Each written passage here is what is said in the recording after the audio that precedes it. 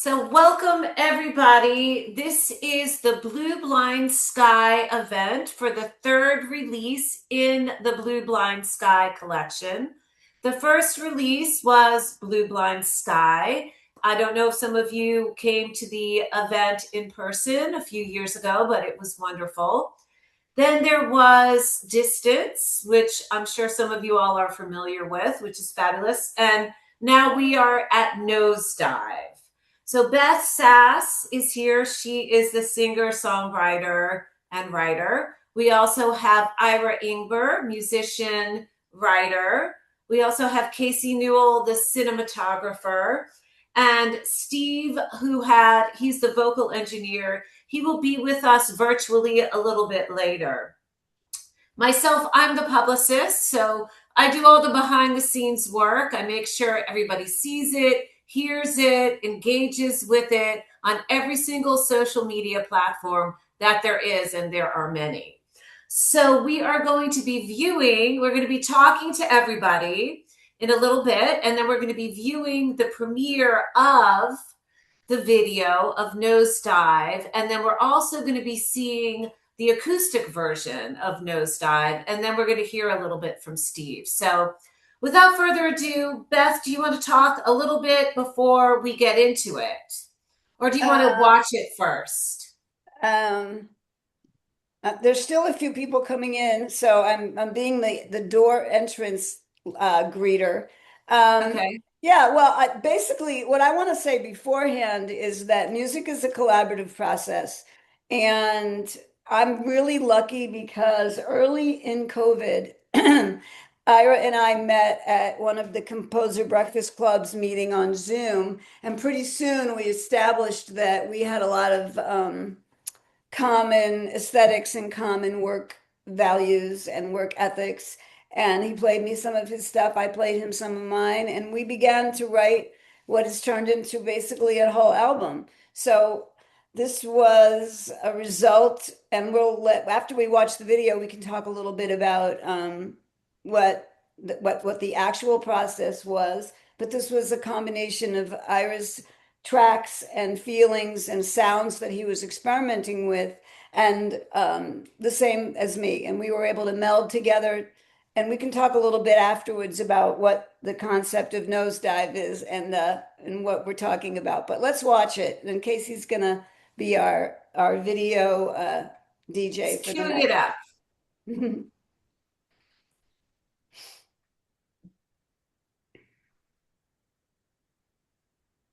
Turning my words around, rocking my only boat. Floorboards fall apart.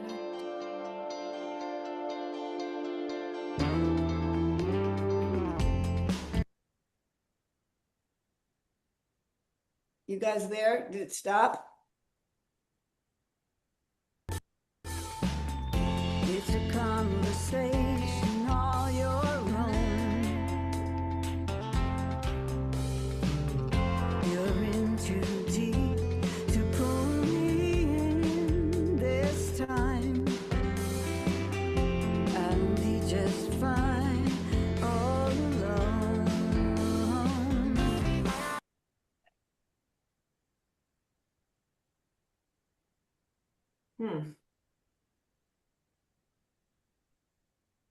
Having Sorry, some everyone. technical I'm difficulties. gonna try one more. Okay.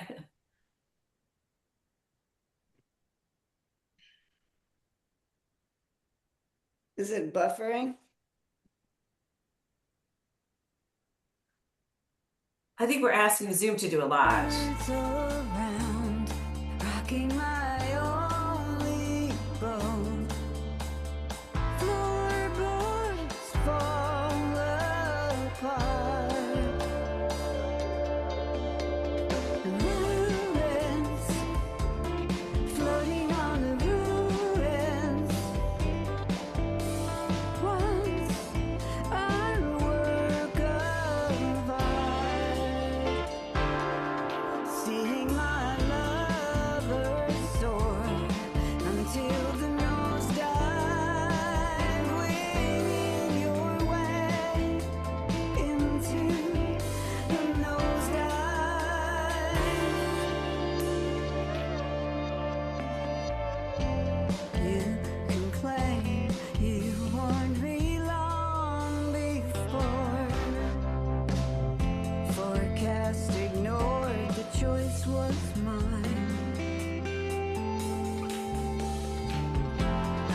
suffered bruise. I tried to understand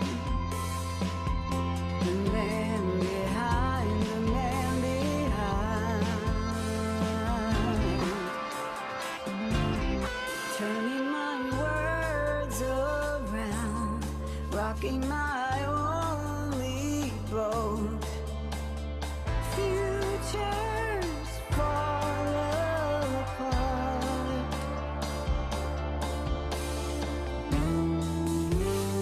Ruins, floating on the ruins. Once our work of art. Seeing my lover soar until the nosedive, winging your way into a nosedive.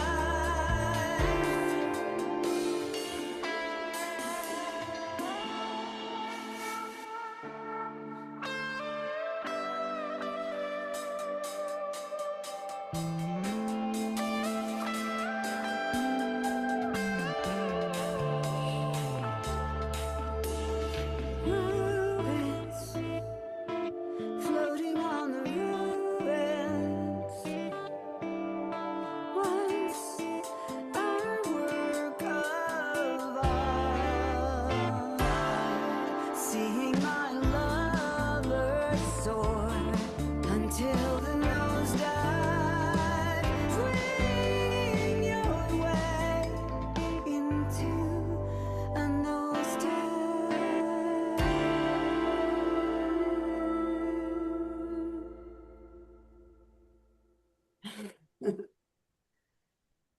Yay.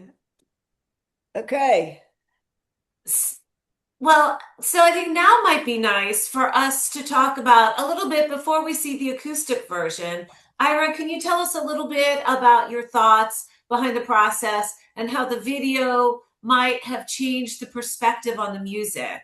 And don't forget, after we're finished looking at all the videos, we're going to stop recording the meeting and we're going to open the forum up for Q&A. So anyway, Ira, can you tell us a little bit about your thoughts?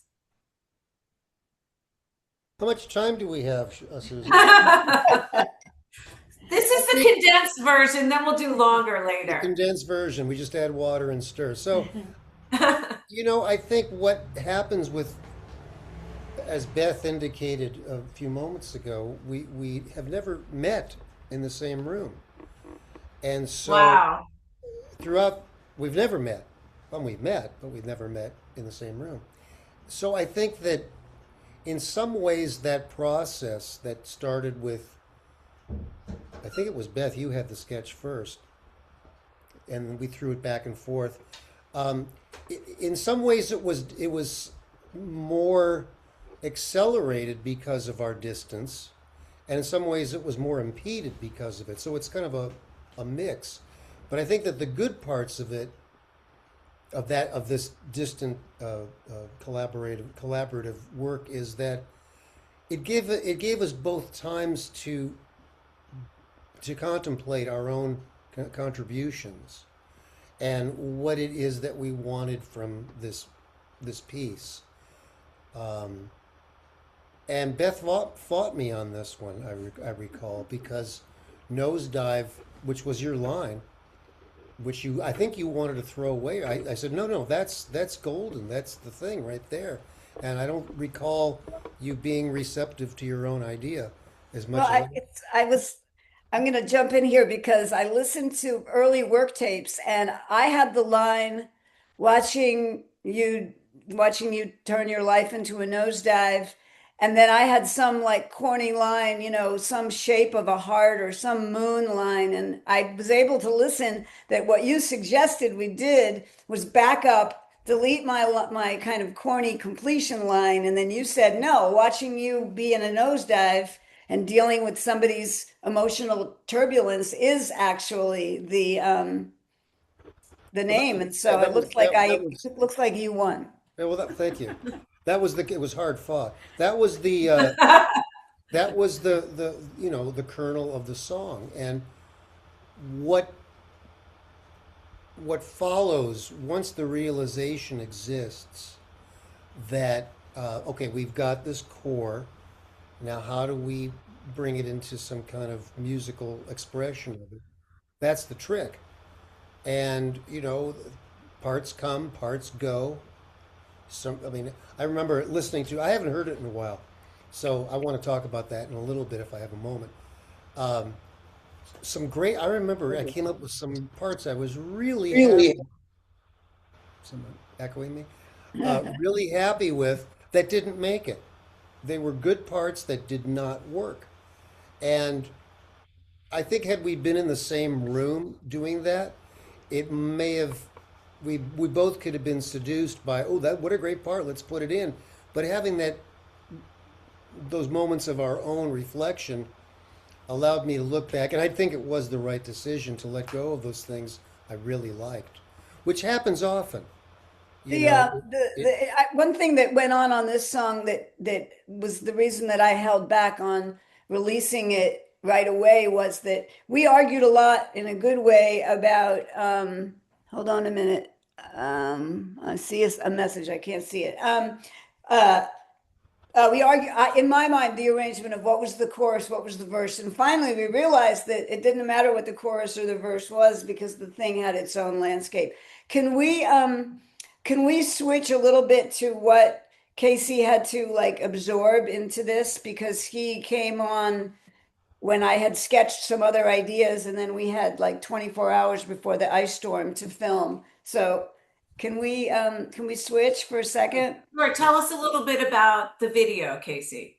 Yeah, so I wish we had 24 hours. I think we had like four or five. And it was very cold outside. We were it was the day before the ice storm hit. And I was thinking like, oh my God, these people are just everyone's being so dramatic about it. I didn't know what was I hadn't actually read any of the weather reports. We went down by the river by Beth's house. I brought a bunch of gear, but we ended up just using pretty much just a camera and tripod and figured out the look we wanted to get pretty early on. 99.9% of music videos shot in Nashville involve a lot of trucks and beers and low cut tops, and that is not the vibe that Beth's music has. And so, given a limited budget, limited time, we just leaned into figuring out what we were going for, commit to it, full send it, and we ended up coming up with these sort of postcard vignette little scenes that are very atypical for a music video. It's very still. There's a notable absence of beer and trucks and stuff like that. And we hope that that gives a coherence and a uniqueness to it that you wouldn't find elsewhere. We had a really short amount of time, and it's kind of funny because I wanted Ira's guitar solo to be sort of to work backwards from that when he was on the hill. And for those of you that got here late, we'll make sure that you get a link to the video because it's going to be live on YouTube, and we're going to play another iteration of it in a minute. But there was an interesting thing about the dress. I was originally we wanted the whole dress to float down the river, and we wanted that to be the end. And it turns out that the dress looked kind of meager as it was floating, as you can see. So when it was dripping, when in between trying to throw it in the water and film it, it looked much more interesting dripping. And it became affectionately called the dripping dress The video. dripping So dress. that is it. I'm kind of I kind of wanted to talk just really quickly and then get to the next video. Well, why don't we play the next one? I think And we should play the next one and then we can get into longer right. conversation. Yeah, because I want to talk a little bit after we watch the next one about what emotion is evoked with full band versus piano vocal. So this is the same song in a stills Strip instead of down. a video. And Casey was the photographer and the editor for this as well. And I'd like to add, it's not your same vocal, or is it your same piano performance? No. It's a different interpretation, different Right. performance. Okay. Yes, It's not the arrangement without all the stuff. exactly. Yes, exactly.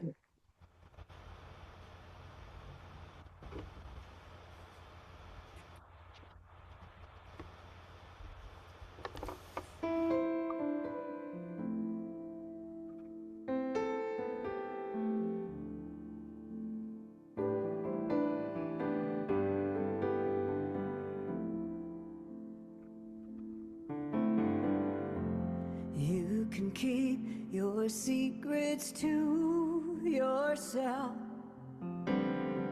It's a conversation all your own. Capital chamber, I can You're in too deep to pull me in this time.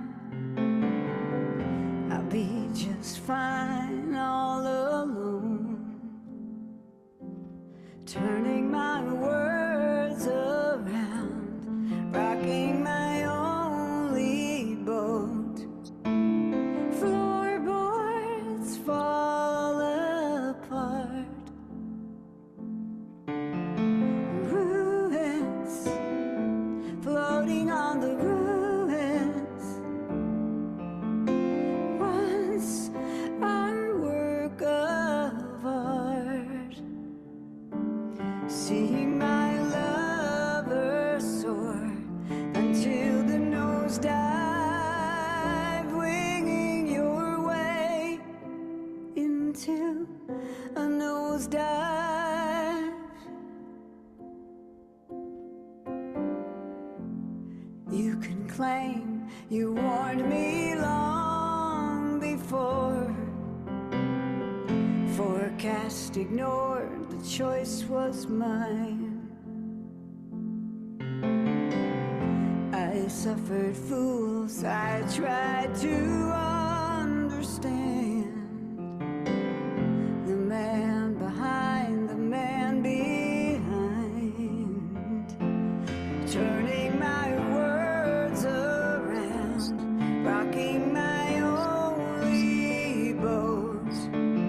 Futures fall apart, ruins floating on the ruins. Once our work of art, seeing my lover soar until the nosedive, winging your way into a nosedive.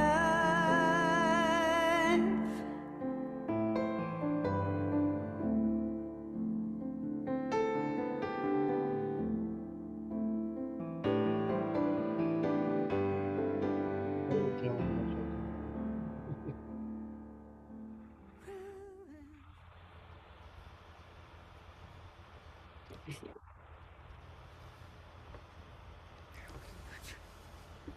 So, Beth, tell us a little bit, and also Casey, about the process behind this video, this new iteration of the video.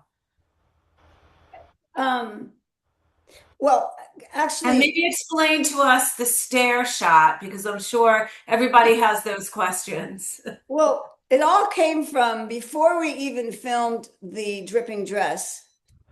I called Ira to say, what is it about the I'm looking at all these things floating across the screen. What They're is it? lights. I love it. What is it about the emotional distancing or the emotional arm's length that we keep from people that are going through things that we love that we were referring to, and kind of remind me, what we were accomplishing and what were we capturing. And Ira reminded me on an intellectually Freudian level that we were always writing about ourselves. And so it became apparent to me that in that this song is not just about a person who you're trying to healthfully detach from and still be there for. It's also about the parts of yourself that you're trying to do that with. So if when he said that, that meant that when Casey and I were filming the dripping dress video, it suddenly made sense that you were seeing me at the water's edge. You were seeing me watching myself at the water's edge. You were seeing me at the top of the hill, watching down on everybody. And so I pulled that same thought into the stills video, which were designed to show me, I guess, arguing with myself. And the upside down part, not arguing, but conflicting. And the upside down part, that's my little suitcase that I had when I was 10 that I still have with 45 records in it. And I I was wondering what that was and what the I, significance was. I dedicated this slideshow for me personally, but I want to hear what other people think. For me personally, the Nosedive for me a few years after writing and recording the song is about my relationship to my artist, and the artist swoops and the artist soars, and I just stay there, and sometimes the artist nosedives and gives up, and other times the artist tries. And so that's what it was for me. But wanted to thank Ira about his whole approach to how songs are about all of us inside. So that's it, Ira. Ira, Anyway, do you have something to add with this other version and the other arrangement versus the Well, original? it came as a surprise because Beth hadn't planned it, and she was going to record the lead vocal for the full version. And at the very end, she says, "Oh, by the way, I just had this thought. We'll be hearing about this from yeah, Steve. Steve, yeah. That she just had this notion. I think it was very successful that she did it because a song like this, many songs uh, can be allowed can allow for multiple valid interpretations. You can't say this is better than the other one. They're different, and they're both really good in the way that this is certainly more emotionally vulnerable because there's nothing to hide behind. Um, I think that when you hear them both together, they work well together because they do complement each other in very different ways. I think that and again, I hadn't heard the full one in a while, and listening to it now after not for at least a few months, I sense the arc of your vocal much better now. That at the end of the full arrangement version, you're you're singing about you at that point. It's you in it. You're not observing that other person. And I think that that's a strength of this song because ultimately, I think as listeners, we want to know about this person singing to us. And it could be the persona you invented or someone, sometimes it's the real person. It doesn't matter. But the fact is that there's more there's more emotional information even with the full arrangement, even though the other one is so openly accessible, it's still there in an abundance in the full version. So before in a minute, I want to switch to what Steve, the vocal engineer, what he had to say about all this. But Casey, did you, having directed and edited both of these things, did you feel that we were dealing with the same song in some way, or would you have some from a visual perspective? Um, yeah, I would say I think you directed this one. And I think we co-directed the other one. This one I came pretty late into the game. You had already done a pretty solid sketch, and I was more like guiding on some technical things and tightening stuff up, but I was working with your idea when I arrived for this one. Um, I mean, when we shot those photos, which was like about 6 months ago, I think, this was which I can't help but notice, but you have not shared this with everyone. This was the patron saint of Yeah. sadness shoot, Yes. which was, it may still be a working title for something, but Patron um, saint of sour. The sour, you're right. sour. Okay, sorry. Primary inspirations were Wednesday Addams and I really like that final shot with you against the speakers like this is like a cross between some Catholic imagery and a mad scientist, and feels very fitting there. But we had no, we hadn't even discussed the nosedive shoot at all. But I think it's like whoever said it, but they're all, I think it was you, maybe quoting Ira. So I'm not sure that we're always writing about ourselves. Like we didn't really plan really either of those. It was more just go and work with what we have and let it flow. And so I think there is a cohesiveness and a through line Well, between the I two that learned works some, well. see, I learned something. Let's talk about, let's show Steve's commentary about this because Steve was the vocal engineer who had to live through my idea of let's throw together an acoustic one at the end. But let's look. Can you find that, Casey? Yeah. He had a medical emergency with his family, so he couldn't join us, but he wanted me to involve him. So Hey Beth, how you doing? hi, Steve. Thank you for talking today. I know you've got some stuff going on, so you can't come to the event on Friday, but I really wanted to make sure that people got a whiff of how special you are and how important it is to have you anchoring the vocal end of this LA, Nashville creation process. So thanks for I'm talking. glad to be here. And how special you are. That's what makes it easy for me. Well, we've been working together for years and years and years and years, and you have such a gift of making people feel comfortable. I almost feel like if you feel comfortable with somebody in the studio, then you're going to relax and you're going to find parts of yourself that you're not inhibited about, and you're really good at making people feel comfortable. So You make it easy because you know you're it's just a very easy process with you. So that's great.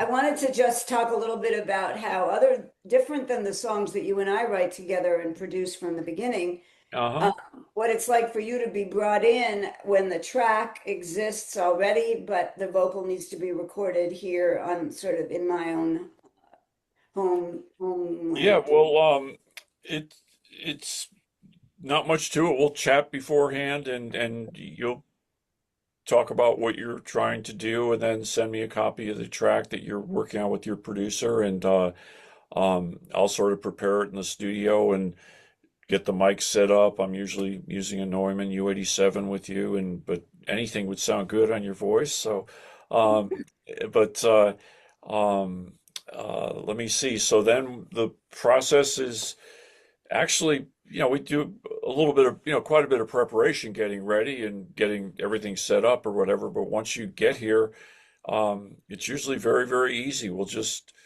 do a few tracks. We might punch in here or there and then come up with, you know, several takes of the song or, you know, complete beginning to end tracks. And uh, then I'll send them to you for you to send to your producer to comp them and mix the song. And then you send it back for me to listen to, and I go, "Wow, that sounds great." Um, a couple things that I like Those about the videos are great. Those that you sent me, the final. thank Thank you. Yeah, we're watching the full band one and we're watching the acoustic. I want to say a little bit about the acoustic one because we had finished the process of singing 4 or 5 lead vocals for Nosedive with the mix.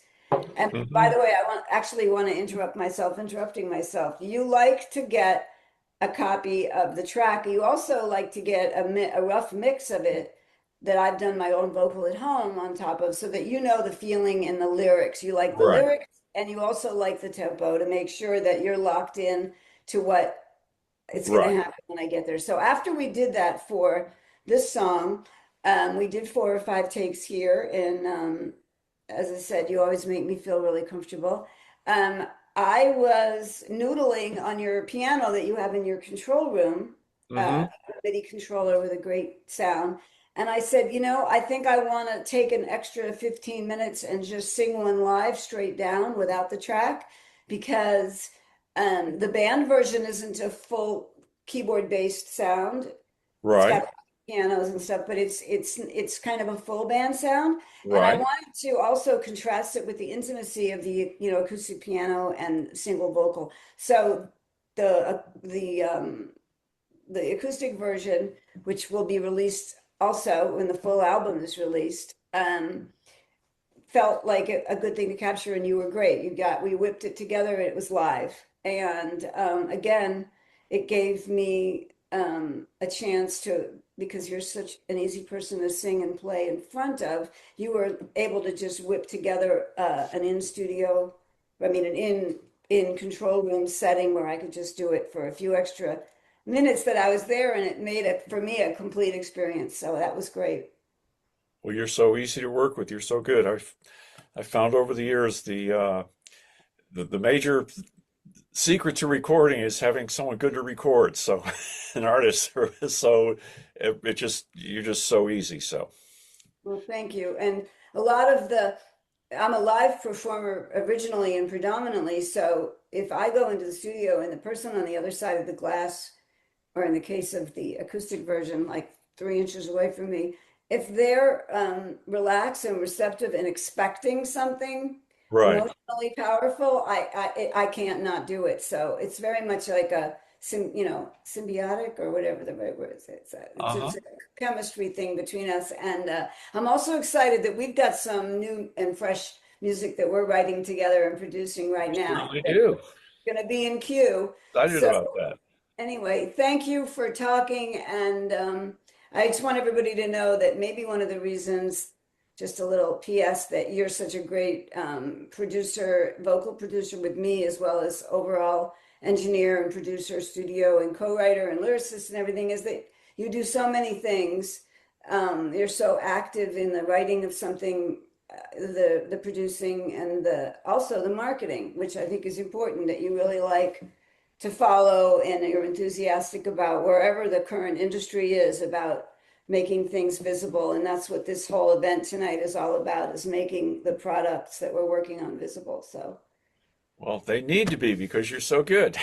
So, all right. Well, thank you. And we will be in touch and do all this right. over again when it's our song is in queue. That's All cool. right. I can't All wait. right. All right. Thank Okay. you, Steve. Thank you so much, Beth. Bye-bye. Bye. Bye-bye. I'm gonna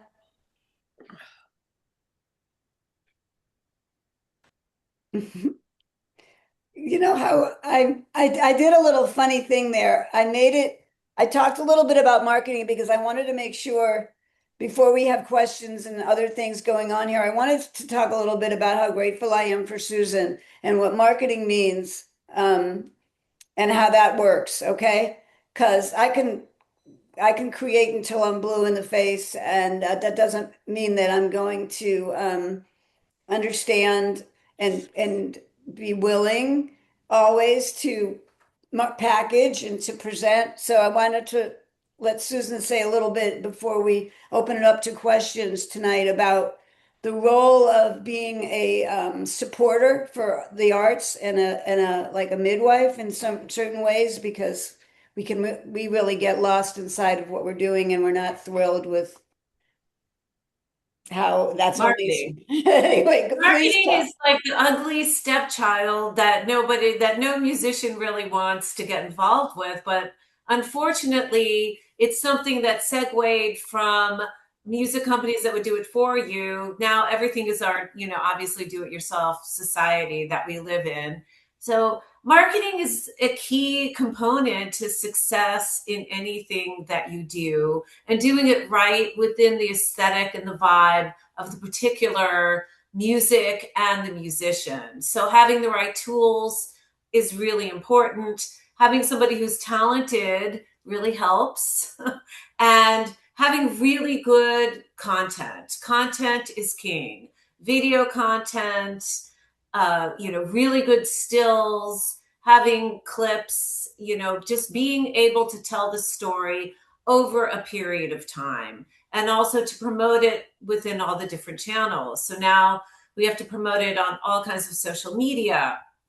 We have to use YouTube. I don't want to get into too much of a deep dive, but now YouTube Shorts is competing with, Instagram Reels and TikTok. So you have to have TikTok, Instagram Reels, Facebook Reels, Spotify has its Canvas. So there's so many different elements, and it's a lot to do if you're a musician as well as any other type of artist, because not only are you creating your art and putting all this time and effort into what you're doing, and it's so multi-layered and it's so emotional, then you have to go out there and be the front man for everything that you do and perform it. It's really asking a lot of people. So which is why I enjoy doing what I do, because it's a puzzle. It's putting a puzzle together, and you can It's see very helpful people's. because when somebody like me has a person that can listen to my endless ideas, then it makes it easier for me to tell Ira what we're doing. What does the package look like? I can tell Casey, what are we heading for?